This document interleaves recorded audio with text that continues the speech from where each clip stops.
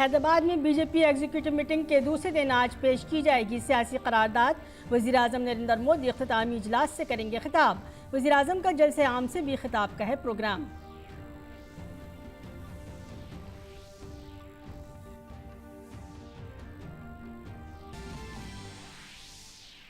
Maharashtra assembly का 2 रोज़ा खुसूसी इजलास आज होगा शुरू। खुसूसी इजलास के पहले दिन महाराष्ट्र कानून साज असेंबली के स्पीकर का होगा इंतखाब। भारतीय जनता पार्टी के राहुल नार्वेकर और महाविकास अघाड़ी के राजू साल्वी के दरमियान मुकाबला।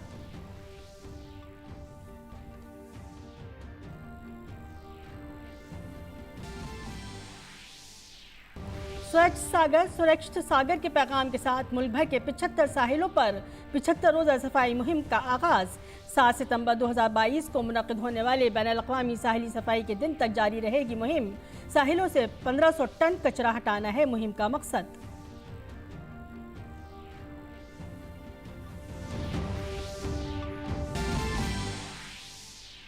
बर्मिंघम में भारत और इंग्लैंड के दरमियान जारी 5वें टेस्ट मैच का तीसरा दिन। खेल के दूसरे दिन जसप्रीत बुमराह ने तोड़ा ब्रायन लारा का रिकॉर्ड। इंग्लैंड ने 5 विकेट के नुकसान पर बनाए 86 रन। भारत से अब 332 रन पीछे है इंग्लैंड। और एमएसडीएल विन में वीमेंस हॉकी वर्ल्ड कप के ग्रुप बी में भारत और इंग्लैंड के दरमियान आज मुकाबला। टोक्यो ओलंपिक्स में इंग्लैंड से मिली शिकस्त का मुंह तोड़ जवाब देने के लिए मैदान पर उतरेगी भारतीय टीम।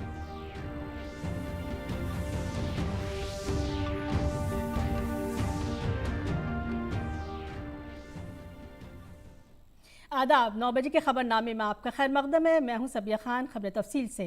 बीजेपी की कौमी मजलिस आमिला की 2 रोज़ा मीटिंग हैदराबाद में जारी है। मीटिंग के दूसरे दिन आज सियासी करारदाद पेश होगी। वज़ीर-ए-आज़म नरेंद्र मोदी इख्तितामी इजलास से खिताब करेंगे। वज़ीर-ए-आज़म नरेंद्र मोदी इख्तितामी इजलास के अलावा आज शाम एक अवामी जलसे से भी खिताब करेंगे। इससे कबल कल मीटिंग में मुल्क को मुत्तहिद करने और हर घर तिरंगा प्रोग्राम को कामयाब बनाने के लिए एक बड़ी तहरीक चलाने की बात की गई।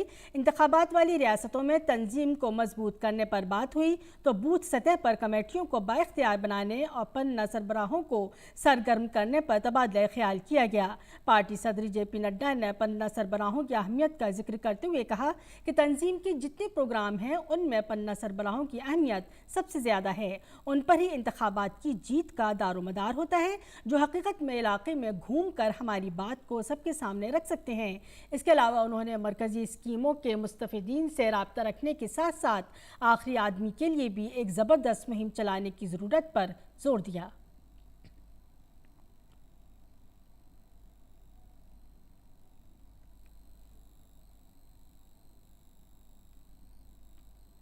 महाराष्ट्र असेंबली का 2 रोज़ा खुसूसी इजलास आज से शुरू होगा। इजलास के पहले दिन यानी आज ऐवान के स्पीकर का इंतखाब होगा। महाराष्ट्र असेंबली के स्पीकर के ओहदे के लिए हुक्मरान इत्तेहाद की जानिब से राहुल नार्वेकर ने पर्चा दाखिल किया है। वहीं महाविकास अघाड़ी ने मुश्तरका तौर पर शिवसेना के मेंबर असेंबली राजू साल्वी को असेंबली स्पीकर के ओहदे के लिए उम्मीदवार बनाया है। इजलास के आखिरी दिन शिंदे हुकूमत को अक्सरियत साबित करनी होगी। शिंदे ग्रुप का दावा है कि उनके पास शिवसेना के बागी ग्रुप के 39 मेंबरान असेंबली, आज़ाद और छोटी जमातों के 10 मेंबरान असेंबली और बीजेपी के 106 मेंबरान असेंबली की हिमायत है।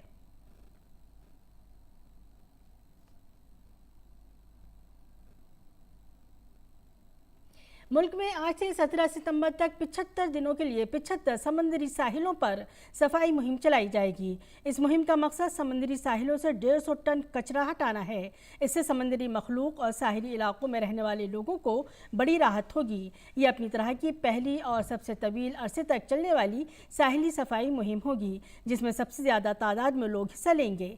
इसमें न सिर्फ साहिली इलाकों बल्कि मुल्क के कई इलाकों की खुशहाली के स्वच्छ सागर, सुरक्षित सागर का पैगाम देने के लिए आम आदमी की शिराकत ज़रूरी है। ख्याल रहे कि इसका इनेकाद आज़ादी का अमृत महोत्सव के तहत किया जा रहा है। इसी सिलसिले में ओडिशा के पूरी साहिल पर सैकड़ों की तादाद में तलबा ने खुसूसी सफाई मुहिम चलाई, जिसका मकसद लोगों को समंदरी साहिलों की सफाई के तय बेदार करना है।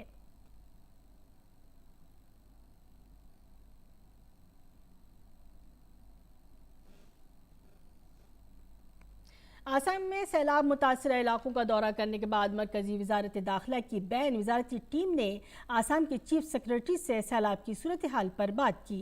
इससे कबल मरकजी वजारत दाखिला की बैन वजारती टीम ने अलगापुर रेवेन्यू सर्कल के तहत पंचग्राम शहर राहती कैंप, थंडरपा राहती कैंप और दीगर राहती कैंप का भी दौरा किया। आसाम में सैलाब से अब तक 27 अजला में 22,17,000 से ज़्यादा अफराद मुतासर हुए हैं। गुज़श्ता 24 घंटे में एक शख्स की जान चली गई। सैलाब से मुतासर गाँवों की तादाद बढ़कर 1,934 हो गई है। रियासत में ब्रह्मपुत्र समेत कई नदियाँ अभी भी खतरे के निशान से ऊपर बह रही हैं।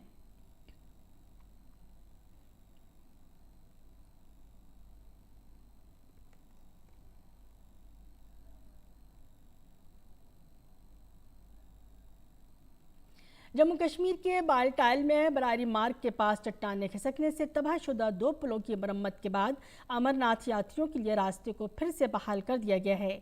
चिनार कॉर्प्स ने पुलों पर आमदरफ्त फिर से बहाल करने के लिए रात भर बाज आबादकारी का काम किया। बरारी मार्ग पर चट्टानें खिसकने से 2 पुल तबाह हो गए थे। इसकी वजह से अमरनाथ यात्री फंस गए थे। इस रास्ते पर आमदरफ्त मुतासर हो गई थी।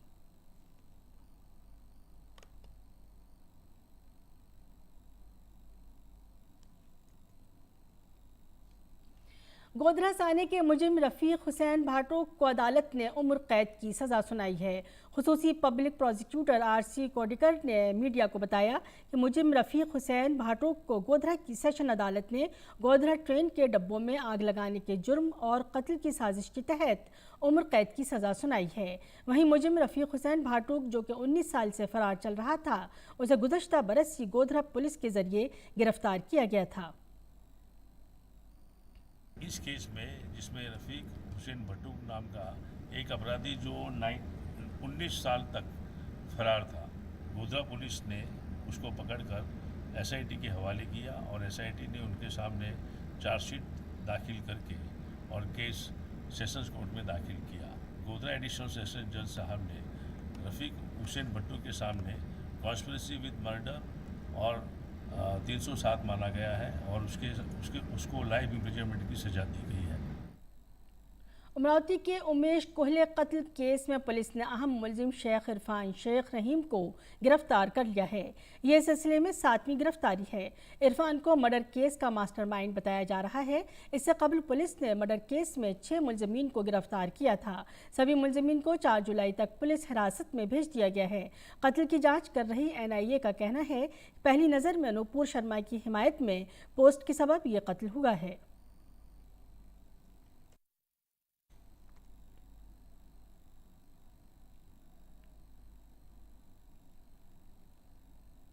वज़ारत ख़ारजा ने मुल्क के ख़िलाफ़ जानिबदार और गलत तबसरों के लिए बैनुल-अक़वामी मजहबी आज़ादी पर अमरीकी कमीशन की तनक़ीद की है। वज़ारत ख़ारजा के तर्जुमान अर्दमन बागची ने कहा कि हमने बैनुल-अक़वामी मजहबी आज़ादी पर अमरीकी कमीशन के ज़रिए भारत के ख़िलाफ़ जानिबदाराना और गलत तबसरों को देखा है। उन्होंने कहा कि ये तबसरे भारत और उसके आइनी ढांचे, उसकी कसरत और जमहूरी अखलाक की संजीदा समझ की कमी को ज़ाहिर करते हैं। बागची ने कहा कि अफसोस की बात है कि USCIRF ने अपने एजेंडे के मुताबिक अपने बयानात और रिपोर्ट्स में बार बार हक़ाइक़ को गलत तरीके से पेश करता है। इस तरह की कार्रवाई सिर्फ तंजीम के एतमाद और गैर जानिबदारी के बारे में खदशात को मजबूत करने का काम करती है। और बैनुल-अक़वामी खबरों में यूक्रेनी सदर व्लादिमीर ज़ेलेंस्की ने यूक्रेन की बाज़ आबादकारी के लिए बैनुल-अक़वामी मदद की अपील की है। यूक्रेन के सदर ने कहा कि रूस के हमले के सबब खित्ते में काफ़ी नुकसान हुआ है। रूस ने यूक्रेन के शुमाली और जनूबी शहरों में भी मिसाइल दागे हैं। रूस की तरफ से किए गए फ़ज़ाई हमलों में शुमाली शहर खार्किव में रेलवे ट्रैक और बिजली की लाइनें तबाह हो गई हैं। जनूबी शहर माइक्रोलाइव पर रूसी फौज ने ज़बरदस्त बमबारी की है। शहर के मेयर ने लोगों से शेल्टर में रहने की अपील की है। वहीं यूक्रेन ने दावा किया है कि यूक्रेनी फौज ने खैरसान शहर से रूसी फौजियों को बाहर निकालने में कामयाबी पाई है।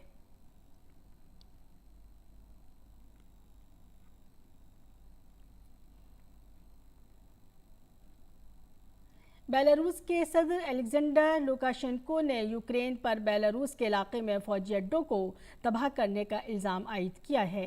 बेलारूस के सदर अलेक्जेंडर लुकाशेंको ने इसे इश्तियाल अंगेज़ी की कार्रवाई करार देते हुए कहा कि बेलारूस का कोई फौजी यूक्रेन की फौज ने बेलारूस के बयान पर अभी तक कोई तबसरा नहीं किया है।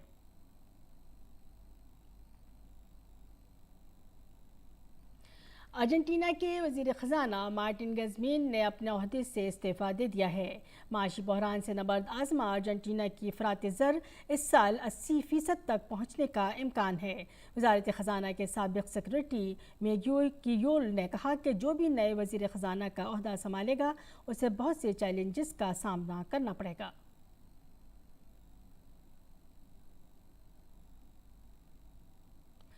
भारत ने अफगानिस्तान को इंसानी मदद के तौर पर 2500 मैट्रिक टन गेहूं की 15वीं खेप भेजी है। ये खेप अटारी वाघा बॉर्डर से भेजी गई।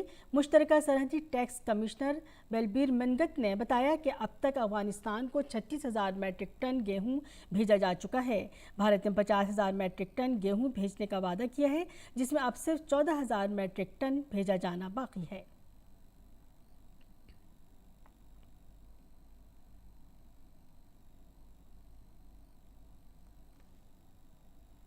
और खेल की खबरों में, भारत और इंग्लैंड के दरमियान खेले जा रहे 5 टेस्ट मैचों की सीरीज़ के 5वें मैच के दूसरे दिन भारतीय टीम ने अपनी पहली इनिंग्स में 416 रन बनाए। नौजवान बल्लेबाज ऋषभ पंत और रविंद्र जडेजा ने पहली इनिंग्स में सेंचुरियां बनाईं। ऋषभ पंत ने शानदार बल्लेबाजी करते हुए 146 रन बनाए, जबकि रविंद्र जडेजा ने 104 रन स्कोर किए। जबकि इंग्लैंड के तजुर्बाकार तेज़ गेंदबाज जेम्स एंडरसन ने 5 विकेटें हासिल की। भारत के बाद बल्लेबाजी के लिए आने वाली इंग्लैंड की टीम का आगाज खराब रहा। एलेक्स लेस ने 16 रन के स्कोर पर आउट हुए। इसके बाद इंग्लैंड की टीम एक के बाद एक विकेटें गंवाती रही। दूसरे दिन का खेल खत्म होने तक इंग्लैंड की टीम ने अपनी पहली इनिंग्स में 27 ओवर्स में 5 विकेटों के नुकसान पर 84 रन बनाए थे। जॉनी बेयरस्टो 12 रन पर और कप्तान बेन स्टोक्स 0 पर क्रीज पर मौजूद हैं। इंग्लैंड की टीम भारत से 332 रन अभी पीछे है।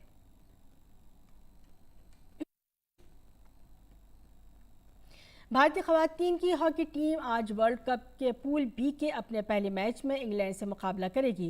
पूरे एतमाद सुइता पुनिया की क़यादत में भारतीय टीम टोक्यो ओलंपिक्स में इंग्लैंड से मिली शिकस्त का बदला लेने की कोशिश करेगी। भारत और इंग्लैंड के दरमियान ये मुकाबला रात 8 बजे शुरू होगा। गुज़श्ता साल ओलंपिक्स में कांसे के तमगे के लिए खेले गए मैच में इंग्लैंड ने भारत को 4-3 से शिकस्त दी थी। वर्ल्ड कप से पहले भारतीय खवातीन टीम के हौसले बुलंद हैं।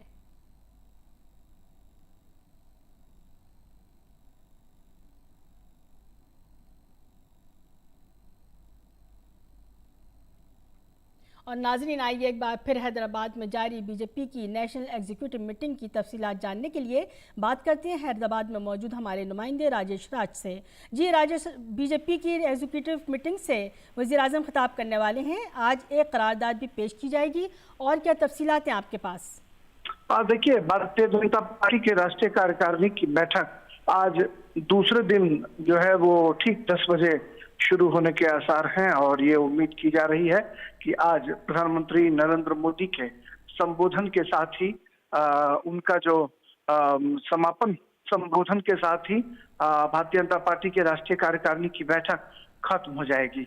और ये ऐसा हम उम्मीद कर सकते हैं कि आज राजनीतिक प्रस्ताव जो है वो पेश किया जाएगा और राजनीतिक प्रस्ताव को पारित कराया जाएगा सदन से, और उसमें कई चीजें जो है निकलकर सामने आ सकती हैं। जो देश में समसामयिक स्थिति है, जो हालात हैं, उस हालात का पर चर्चा होने की संभावना जताई जा रही है। साथ ही जो भारतीय जनता पार्टी के उन्होंने अपना उद्बोधन दिया था और उस उद्बोधन में कई तरह की चीजें जो है वो निकलकर सामने आई थी। कल आर्थिक और गरीब कल्याण प्रस्ताव जो है वो पेश किए गए थे, जिसको रक्षा मंत्री राजनाथ सिंह ने पेश किया था और फिर उसको पारित कराया गया सदन से। उसमें प्रधानमंत्री नरेंद्र मोदी के द्वारा जो केंद्र सरकार है उसने जो अब तक गरीब कल्याण योजनाएं चलाई या गरीबों के हक हुकूक की बात करी, उस पर प्रधानमंत्री नरेंद्र मोदी की जमकर सराहना की गई और उनकी तारीफ की गई। और आज राजनीतिक प्रस्ताव पर तमाम लोगों की निगाहें टिकी हुई हैं कि क्या कुछ पॉलिटिकल रेजोल्यूशन से निकल कर आता है। और शाम में समापन उद्बोधन के बाद शाम में एक विजय संकल्प सभा को प्रधानमंत्री नरेंद्र मोदी सिकंदराबाद में, जो हैदराबाद से ठीक सटा हुआ है, सिकंदराबाद में एक बड़ी जन संकल्प रैली को संबोधित करेंगे, जिसमें 33,000 बूथ संयोजकों को खासतौर पर बुलाया गया है। ये दक्षिण भारत की अपने आप में एक अनोखी रैली होगी, जिस रैली में 33,000 बूथ संयोजक जो है वो इकट्ठा होंगे। जी, इंतखाबात वाली रियासतों में ऑर्गेनाइजेशन को मजबूत करने पर कल बात हुई। हाँ बिल्कुल, देखिए जब भी भारतीय जनता पार्टी के राष्ट्रीय कार्यकारिणी की सब यहाँ जब मीटिंग होती है तो उस मीटिंग में कहीं ना कहीं जो समसामयिक मुद्दे हैं, देश के जो हालात हैं उस पर जिक्र होती है। जो आने वाले राज्यों के जो चुनाव होते हैं उस पर कहीं ना कहीं चर्चा होती है।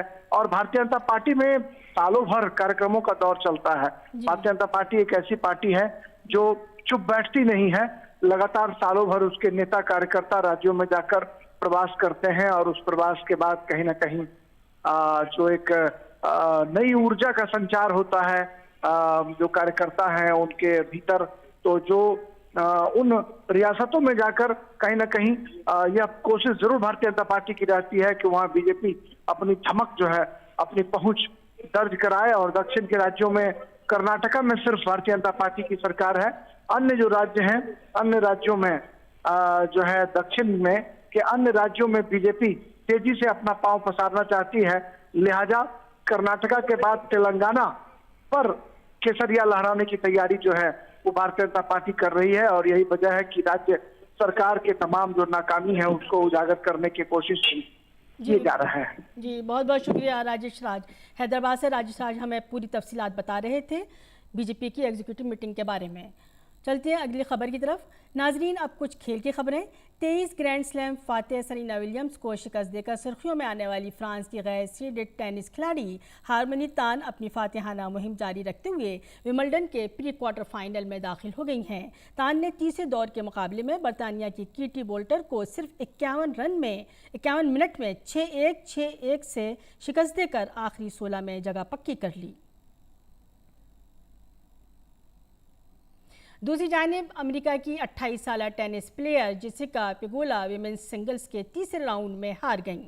जेसिका को तीसरे राउंड में क्रोएशिया की पीटरा मार्टिक से 6-2, 7-6 से शिकस्त का सामना करना पड़ा। विंबलडन में पोलैंड की खिलाड़ी एगा श्विअतेक की मुहिम अपने अख्ताम को पहुंच गई। आलमी नंबर 1 एगा श्विअतेक को तीसरे राउंड के मैच में फ्रांस के एलिजे कार्नेट से 6-4, 6-2 से शिकस्त का सामना करना पड़ा। हिस्पानवी खिलाड़ी पाउला बादोसा अपनी जीत की मुहिम जारी रखते हुए चौथे राउंड में जगह बना ली है। 24 साला पाउला ने तीसरे राउंड में पीटरा कोविटोवा को 7-5, 7-6 से शिकस्त दी।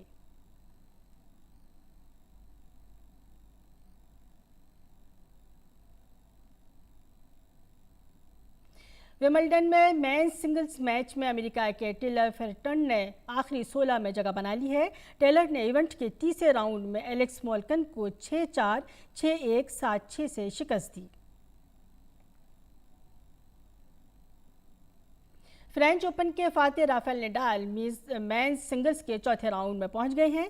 नडाल ने तीसरे राउंड के मैच में इटली के लोरेंजो सोनिगो को 6-1, 6-2, 6-4 से शिकस्त देकर आखिरी 16 में जगह बनाई।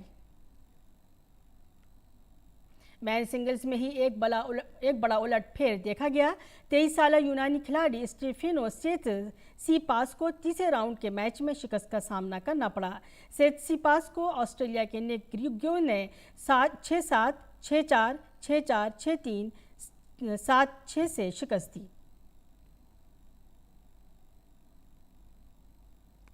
और नाज़रीन, अब पेश है अखबारात का जायजा।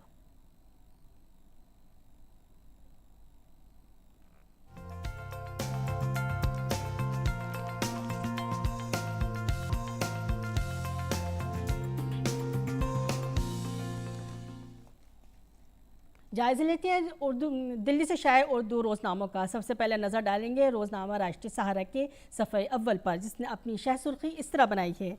बीजेपी का अपनी बुनियाद मुस्तहकम करने के लिए हमजहत हिकमत अमली पर जोर। भारतीय जनता पार्टी ने फैसला किया है कि हर पोलिंग बूथ पर 200 फ़ाल कारकुनों की एक तंजीम तैयार की जाएगी। बूथ तंजीम के साथ रियासती तंजीम के तालमेल को मजबूत किया जाए और एंटीनोदिया के लिए एक मजबूत बुनियाद फराहम की जाए। वहीं दूसरे बैनुल-अक़वामी सफ़े पर अहम सुर्खी इस तरह है। यूक्रेन को मिलेगा ज़मीन से फ़ज़ा में मार्क करने वाला मिसाइल सिस्टम। अमेरिकी सदर जो बाइडन ने किया कीव के लिए $820 मिलियन के फ़ौजी पैकेज का ऐलान। अमेरिकी महकमा दिफा पेंटागन ने ऐलान किया है कि अमेरिका यूक्रेन को ज़मीन से फ़ज़ा में हदफ को निशाना बनाने वाले नैसम्स मिसाइल सिस्टम, 4 इजाफी एंटी आर्टिलरी रेडार्स और 155 mm के तोप खाने के 1.5 लाख राउंड भेजने के इंतजामात मुकम्मल कर लिए हैं। जायज़ा लेंगे रोज़नामा इनकलाब का,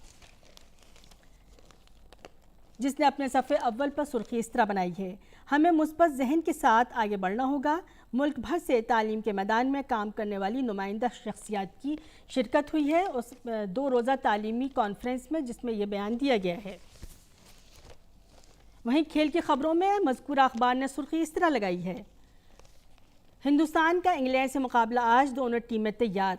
सनसनीखेज मुकाबले की उम्मीद। हरीफ के बारे में बात करते हुए हिंदुस्तानी टीम की कप्तान स्विरता ने कहा कि हम एक टीम के तौर पर अपनी कारकर्दगी पर तवज्जो मरकूज़ करेंगे, मगर इंग्लैंड भी कम नहीं है। ये ख़वातीन आलमी कप जो हॉकी का खेला जा रहा है उससे मुताल्लिक़ सुर्खी बनाई थी अखबार ने। दूसरी सुर्खी इस तरह बनाई है जो क्रिकेट गेम से मुताल्लिक़ है। कप्तान बुमराह के सामने इंग्लैंड का टॉप ऑर्डर फ्लॉप। चाय के वक्फे तक 3 विकेट पर इंग्लिश के बल्लेबाजों ने 60 रन बनाए। हिंदुस्तान अब भी 356 रन आगे। आखिर में जायज़ा लेंगे रोज़नामा अखबार मशरिक़ का, जिसने अपनी सुर्खी इस तरह बनाई है। गालिब इंस्टीट्यूट के ज़ेर एहतमाम ऑनलाइन उर्दू, फ़ारसी और मौसीक़ी क्लासेस का इफ्तिताह। गालिब इंस्टीट्यूट नई दिल्ली में 1 जुलाई से ऑनलाइन उर्दू, फ़ारसी और मौसीक़ी क्लासेस का आगाज़ हो गया है। इन क्लासेस का मकसद उर्दू, फ़ारसी और मौसीक़ी की मबादियात से लोगों को वाकिफ़ कराना है। तो नाज़रीन, ये था उर्दू अखबारात का मुख्तसर जायज़ा, और अब बढ़ते हैं अगली खबर की तरफ। देखते हैं मौसम का मिजाज।